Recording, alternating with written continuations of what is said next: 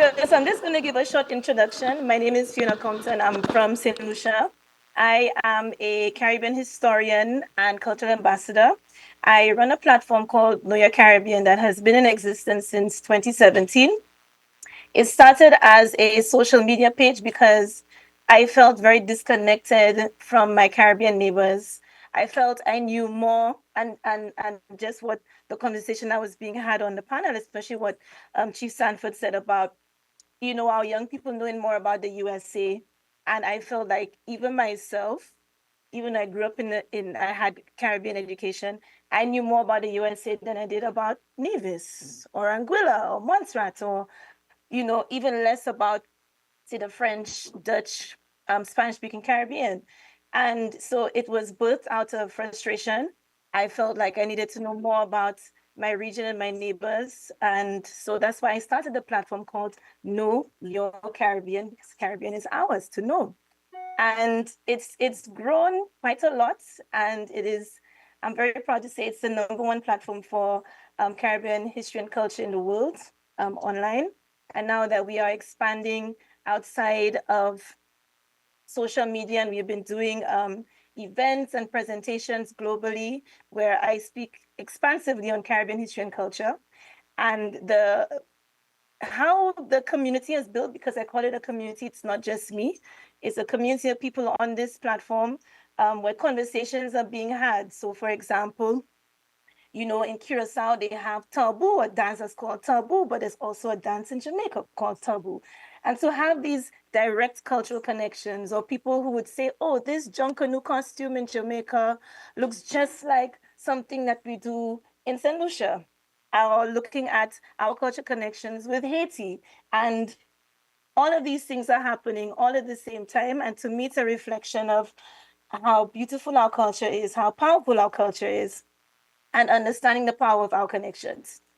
And so with that, the Eastern Caribbean Central Bank approached us to produce a short film to talk about the story of us.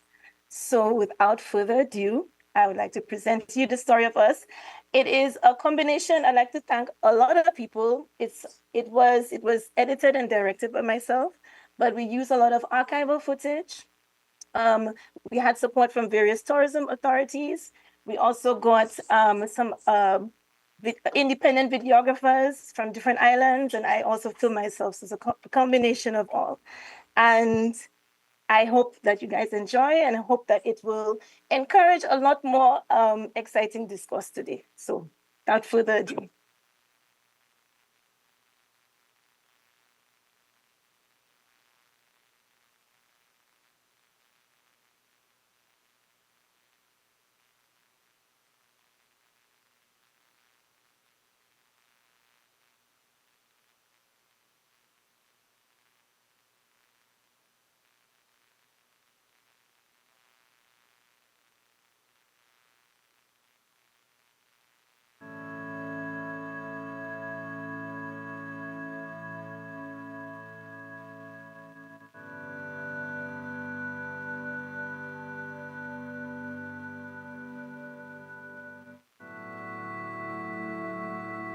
What are the things that we hold in our memories? Do we remember the names they left for us to know, erased over centuries by the legacy of colonialism? Or are those memories there, interwoven into our spirits? Do we remember the gifts that they left for us, interwoven into our DNA like baskets, passed down from generation that brings us here today? Do we remember the pain, the fire, the fury? And the one thing that survived through the ashes?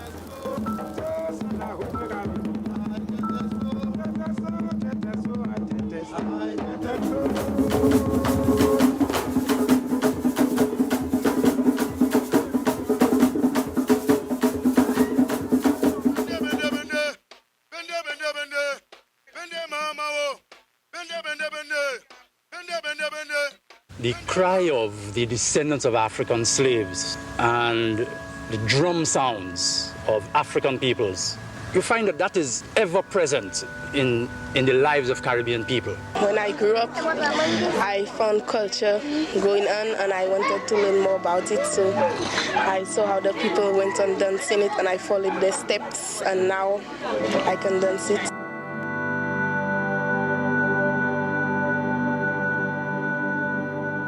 See, as black people continue their struggles to make a living from the land and also from their own abundant skills too, you find that their language, their songs, their dances, all their creative expressions form the moments of celebration and they are the sources of hope. But what did globalization mean for Caribbean people? As the world came to our shores, what did it mean for our identity and ownership? The loveliness of nature, symbolized by settings like these in the Caribbean, never failed to enchant us. A tiny island in the eastern Caribbean, still dependent on Britain. An exotic blend of old world and new, where traditional forms of travel, like the cutout canoe, make a striking contrast with giant ships of the air that today link the West Indies with other parts of the world. They're not the poorest people in the world. At least they eat enough to stay alive. And most of them earn a little money. But by the standards of the rich countries, they're very poor indeed. The typical American earns 15 times more. Living next door to North America, they're well aware that the world is divided into rich and poor, and that they are among the poor. Others have become rich. Why shouldn't they? Besides this idyllic aspect, which so obviously encourages the tourist trade, there are, of course, other industries on the island. But then when you're surrounded by so much enchantment, who wants to hear about industry? The Caribbean has long been a paradise for visitors. But what about the people who call it home? For too long, mass tourism has drained resources, whilst locals see little benefit. Now, the Caribbean communities are reclaiming their place at the heart of the industry through regenerative tourism, ecotourism, and cultural experiences led by us, for us. From locally owned guest houses to heritage tours, farm-to-table dining, and innovations in sustainable energy, we're proving that tourism can nourish and not deplete. This is more than tourism. This is sovereignty. This is sustainability for generations to come. Yet, what is our Caribbean cultural DNA? Well, the legacy of colonialism naturally has left the imprint of European culture. Yet you find it is the African heritage which makes for what is unique. The songs, the dance, the craft, the Creole language, all those things, they have survived the challenges of other cultures. And where do these memories lie? Do we remember that the African drum was banned, so we created the magic of steel pan, parading the streets in all our glory and shining? From Papa Jab, Jab Jab, the devil walks the streets with fancy clowns, parading in joyous rebellion on our streets. From kings and queens of hearts to the queens of our hearts, we are here, walking tall, walking high into the future. From black and whites to full vibrant color, our memory lives on.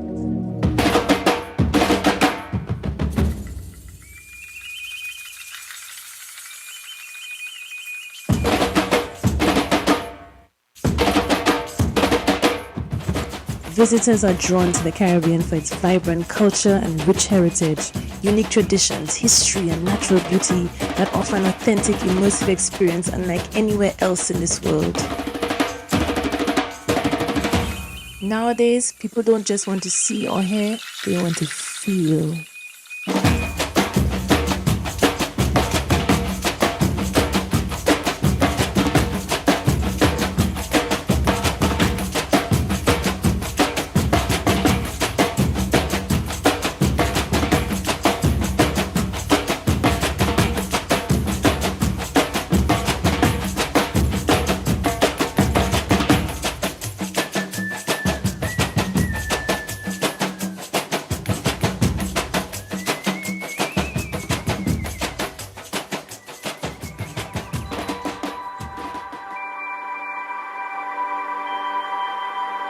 We are not only connected by oceans and seas, we are connected by folklore, fables, and our stories.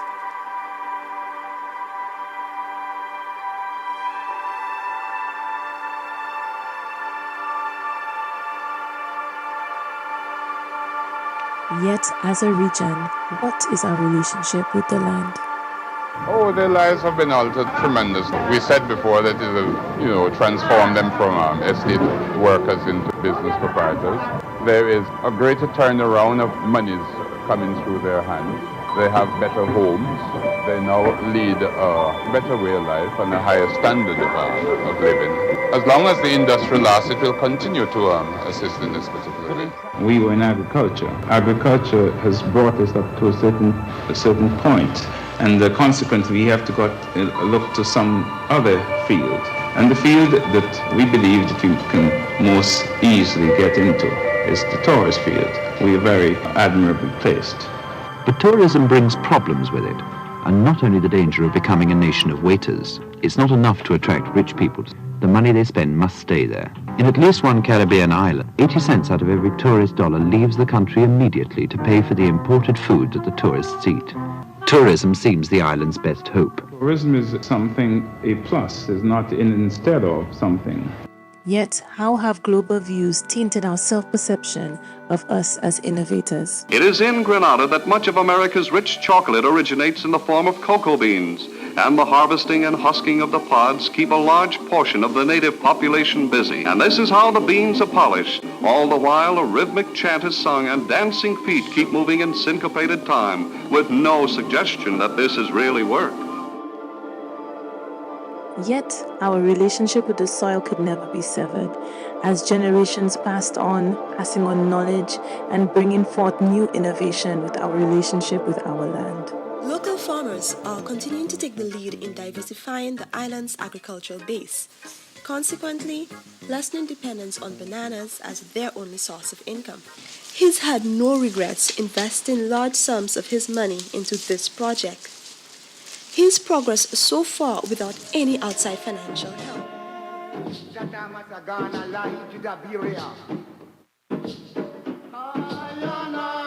As Western perceptions change on agriculture, let us not forget the community of Caribbean innovators who were never celebrated.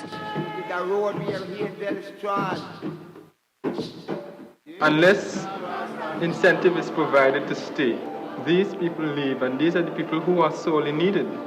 But what of the Eastern Caribbean nations today?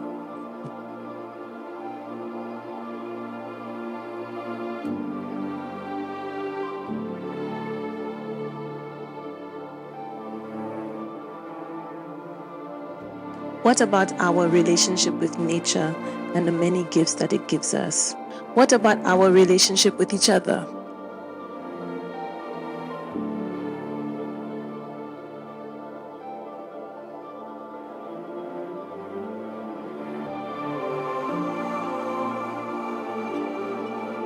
Our ancestral heritage is a treasure trove of wisdom, art, and stories.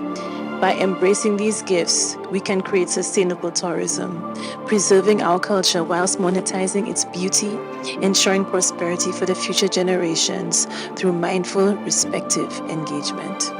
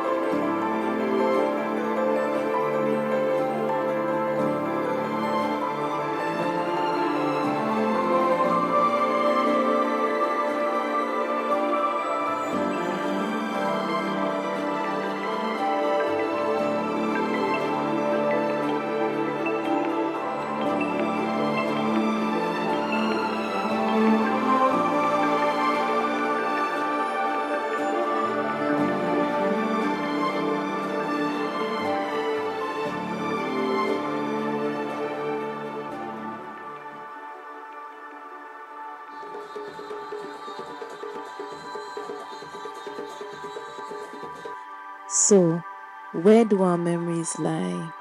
Our cultural DNA continues, flourishes, and thrives in the Caribbean. Our sustainable tourism, ecotourism, and many initiatives made by the Eastern Caribbean islands have illuminated our economies.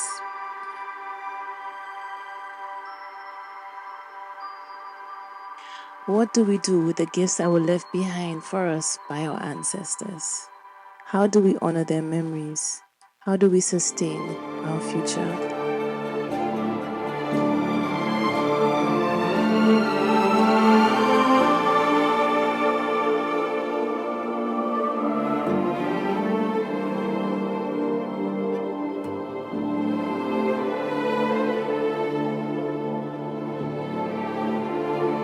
By embracing heritage tourism, we honor our ancestors whilst preserving the rich cultural tapestry of the Caribbean. Through mindful monetization, we can sustain this legacy for future generations, ensuring ancestral memory lives on through every visitor and every story shared.